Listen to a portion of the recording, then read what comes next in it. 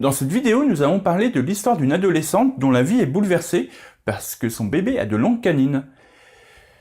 Et accessoirement parce qu'il est l'antéchrist.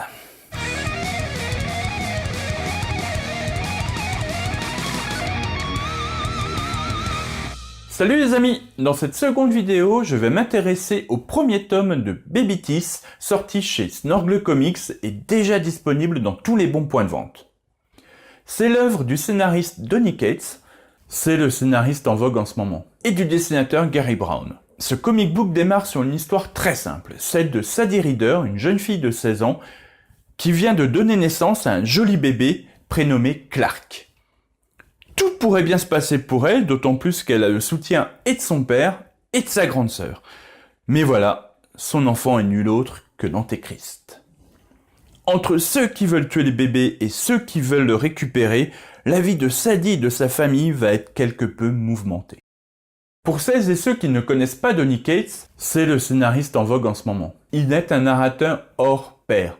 Il sait à la fois ménager les effets de surprise, mais aussi amener habilement au fur et à mesure les éléments qui permettent de composer son histoire. Afin de nous présenter la situation rapidement sans se perdre dans une longue exposition, il a la brillante idée de commencer son récit un an après les événements qui nous intéressent. C'est ce qu'on appelle un flash forward. Ce n'est pas la technique qui est brillante, puisqu'on l'a déjà vu ailleurs, c'est ce qu'il en fait. Dans ces scènes, nous découvrons alors Sadie, seule, dans des ruines, en train de se filmer avec un smartphone. La vidéo qu'elle tourne est destinée à Clark, son fils, qu'elle semble avoir perdu.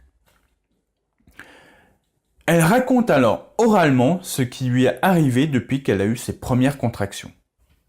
De cette manière, Sadie devient la narratrice du récit, commentant en voix off tout ce qui se passe dans le présent. Cette technique permet à Donny Cates de présenter rapidement la situation et les personnages principaux de son histoire, mais aussi d'annoncer d'autres protagonistes et des événements qui arriveront plus tard dans le récit.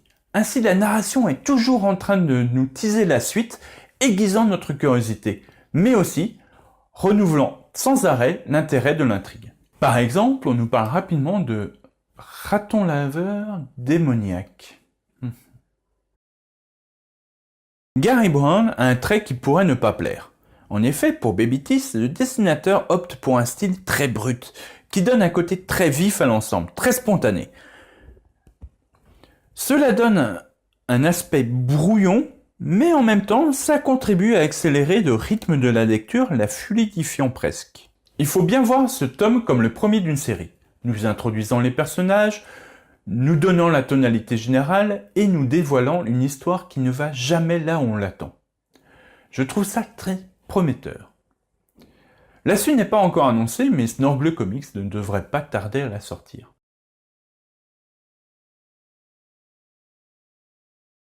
Vous avez aimé la vidéo? N'hésitez pas à la liker, à la commenter ou à la partager. On se retrouve tout bientôt pour parler du premier tome de Invisible Iron Man de Ironheart. En attendant, j'espère que vous allez lire de très bons comics.